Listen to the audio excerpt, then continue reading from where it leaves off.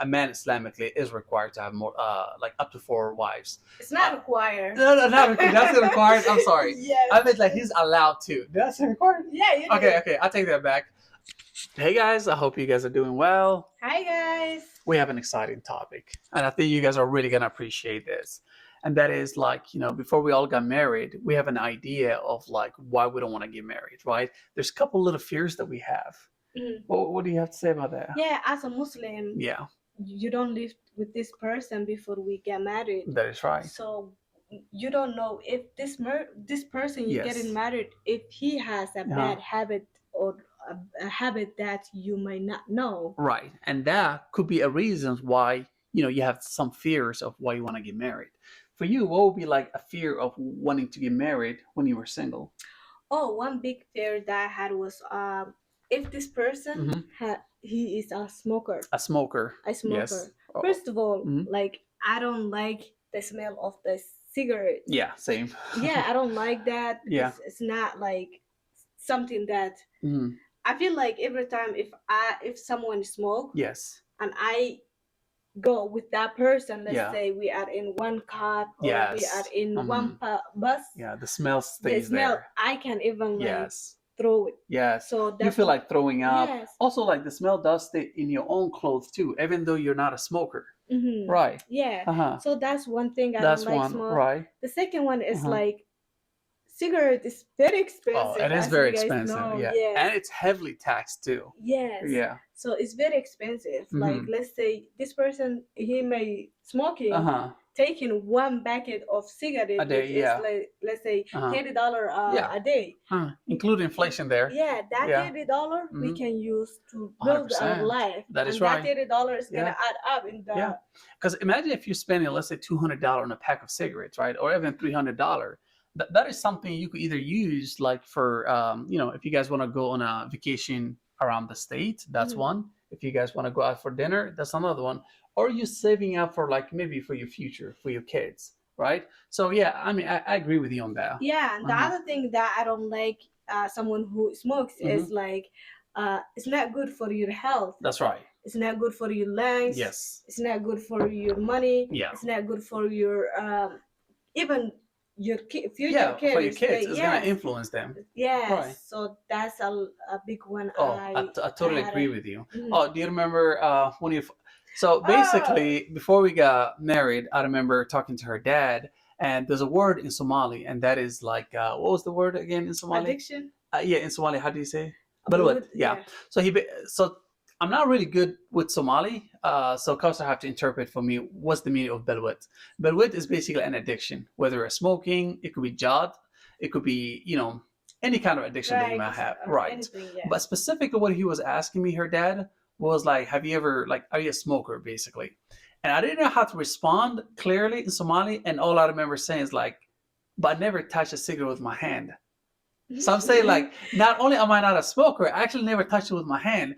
That's the answer I gave instead of just saying I'm not a smoker. And right? It's so different when you were saying in Somali. It was so different. It was actually hilarious if you heard it. Yeah, you don't speak that much Somali. I don't. And then the way you were saying it was different. Like it was different. I never touch a cigarette with my hand. With my hand. Yeah, it's like why go with the hand, right? Just say I don't smoke, Yes. Yeah. So yes, that's one thing. Okay. How about you? Do you have? Yeah, I mean, my fear was, what about if my wife doesn't value money? Meaning, what about if she overspends? Because as they say, money doesn't grow in a tree.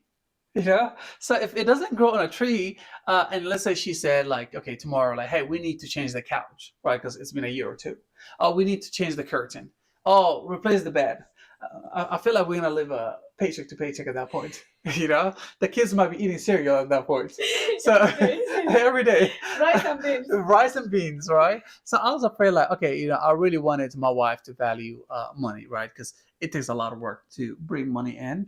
And Islamically, as a man, we are the provider. So there's already a pressure with that because, you want to provide for her a comfortable life. But also there's like influence. It could be social media where they will show you like, oh, look at this cute little purse. It could be your friends having the newest whatever, right? That would affect your marriage. But would you not allow your wife to have cute things. I will allow her to have cute things, but not replace the whole house. Right? So anyway, that was my fear, but thankfully I don't have to worry about that because I don't have a wife that's like overly spender, which is good, right? Because you want to save, for your future. Wait, is that compliment? Yeah, it's a compliment. A lot of people they may say like that's not compliment. Yeah. Because every woman, Yeah. they wanna have a man who is spontaneously. Yeah. I know. Overly spend, obviously give your wife the moon Yes. and the stars and everything. But again, really money doesn't grow on a tree. So, but you want to give her quality time, right? That is something you could do going out on a small little dates, right? There's other ways you could do it, right? That you could change your wife's quality of life. It doesn't just have to be like a material thing. Yeah. Yeah. Now, what would you say? What was another fear that you had basically before you got married? Oh, another one was big one, which is like someone who doesn't pray. Oh, that's a good one. Let's say That's this person, he may tell you like, oh, I do pray. Like, yes. I would ask him like, how many prayers do you pray? Oh my God, like, that's so true. Because it could be one time. Yeah, one time a day. Like a lot of people, not a lot, but like some people, they will pray lie like, through the initial phase. Yeah, even that, but they may pray like only for prayers. Okay. Like say they don't pray for further. Yeah. Which is like. Yeah. I mean, if you're praying for it, you're doing good. Just like you got to push out a little bit more. Yeah. I mean, I would give them like 70%. That's not bad. Yeah. Wow. But you got to pray your Fajr, guys. It's very, very important. So yeah, that's one big fear. Because it's the second pillar of Islam, right? Yeah, it's the second pillar of Islam. Right. And it's how would that affect your life? Like if your husband doesn't pray? A lot, because this person, like, let's say my husband doesn't pray. Yeah. And we have a kid. Yeah. Oh. And he's supposed to be a good influence. Yes. For the kids, right? The kid. Yes. And if I tell my kid like, hey guys, let's pray. Yes. And dad doesn't pray, guess what they will say? Well, Mom, Gaz doesn't pray. Yeah. If dad doesn't pray, why do I have to pray? Yes. Yeah. So it's not gonna be a good father. And not only the prayer, because like we said, if the second prayer is the pillar of Islam, and if the husband doesn't pray, honestly, everything kind of falls down. Yeah. Everything else. It's what makes you what gives you to be close to God. Yeah, exactly. Yeah. So I totally agree with you. Like I said, choose a person that's compatible with. I mean, if you're a guy, you don't pray, go with a wife that doesn't pray too, right? At least you're not bringing one's poor soul down. Yeah. Right? Yeah. At least be compatible in that aspect. I agree with you, but I also would say, like, if you don't pray, I mean, work on it. You want to, work on it. Very hard. Marry someone who is maybe better than you. So that is true. Yeah.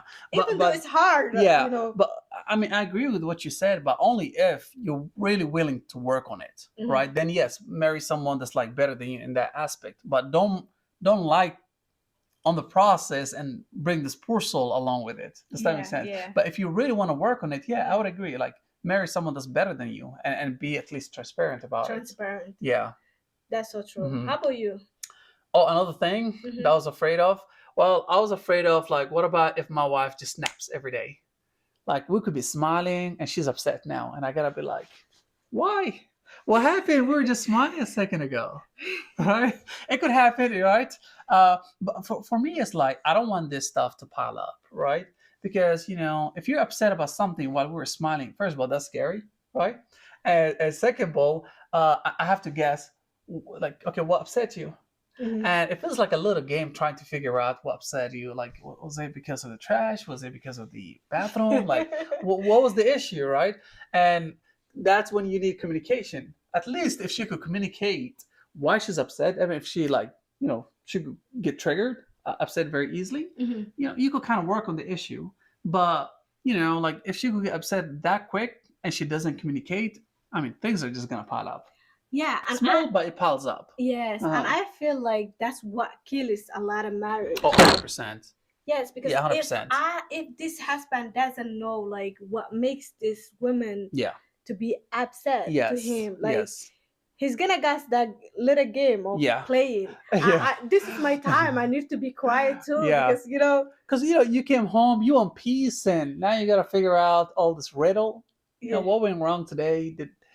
How did I upset her? Yeah. Was it because well, you just like kind of it's very stressful, guys. So that's how you know like marriage need communication. Oh, 100%. Like communication, it's they said it's easier said than done. You could communicate, but you also got to put the effort, right? The effort meaning actually taking action. Communication alone is not enough. Yeah. Well, I think that was mine. So now it's your turn. Like, what will be your last fear if we're gonna do 3 points? Oh, that you were afraid of, like before you got married. Oh, this is another one, big one, especially like Muslim men. Okay.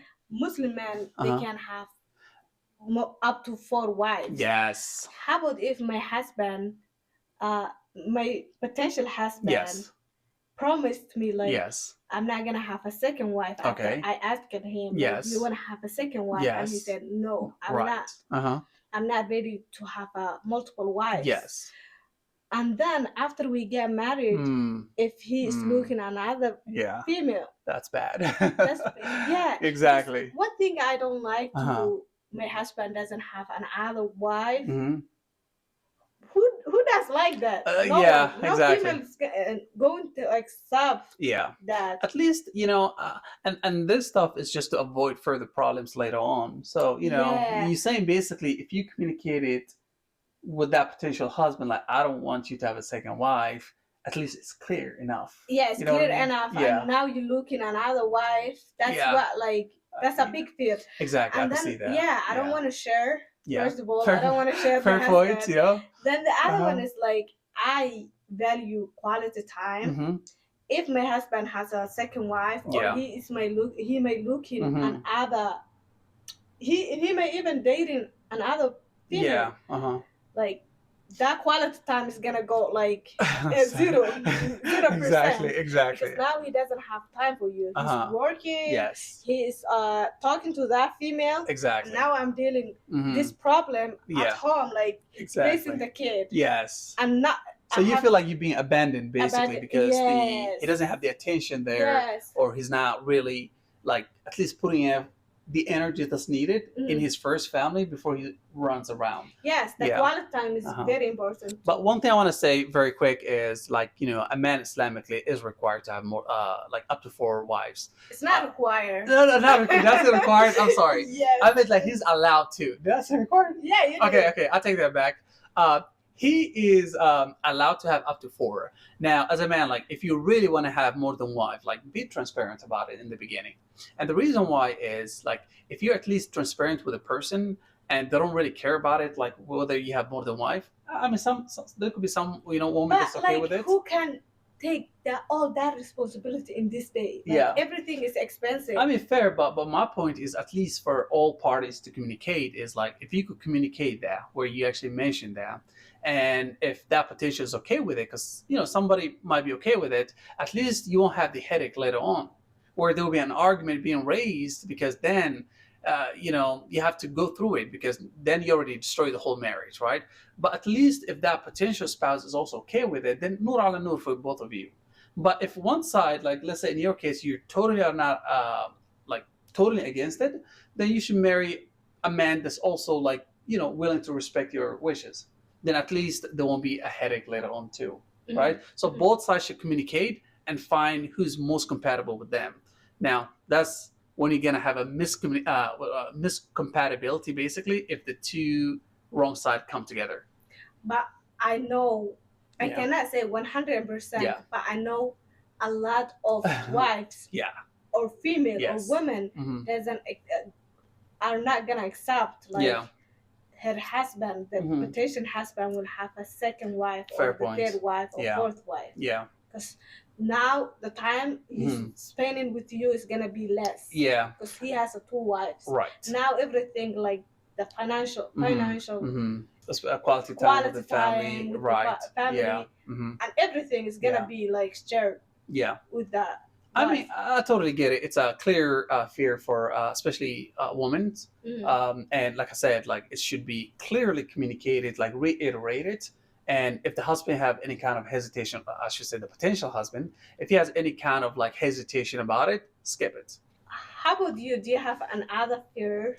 I mean, my last fear really, and again, this one is gonna apply to all guys, and that is like, a, I was afraid of having a woman that's not grateful. As a man, there's already an added pressure, and that is we have to provide, especially Islamically, right? We have to provide. So at least like when we get home, we would like some kind of like acknowledgement that, especially if you're a driver, right? You could get in an accident any day. You could die basically driving, right?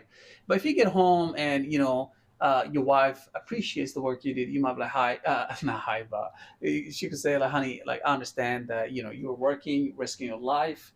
We really appreciate it, like what you're doing. At least some kind of acknowledgement." Then a man wants to buy the whole world, right? It makes every effort that they put in there, risking their life, like it makes it worth it. Knowing there's my wife appreciates me at home. Mm-hmm. Oh, my kids appreciate it, right? So now you have a goal, you're working towards it, right? But if I have let's say, hence the fear, if my wife, is not grateful, then oh my God, I could be dead when she might not care. that's the fear of it, right? Yeah. But gratefulness is very good because now you feel you live a humble life, a content life.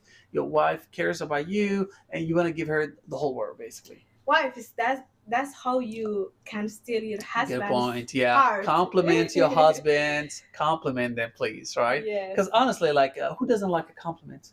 If you're in the kitchen and you're making us a dinner, and let's say you spend there the last 2 hours, I mean, if I compliment the food, you feel good about it, right? So that's like the bare minimum. It shows like, hey, you care about food that made. Exactly. Okay. Mm-hmm. Yeah. So yeah, compliment us, please. It's very big one. Oh, 100%. Honestly, like, yes. I believe that if a wife compliments her husband, that husband is always going to be there for you, right? Especially if you mean it with sincerity, and he could feel it. Wow. Mm. I mean, that marriage is going to be a success. Forever. Yeah, that's what I believe. Who knows? Yes. But I hope you guys enjoyed this video. I think that's it for today. And take care. We'll see you on the next one. Bye-bye.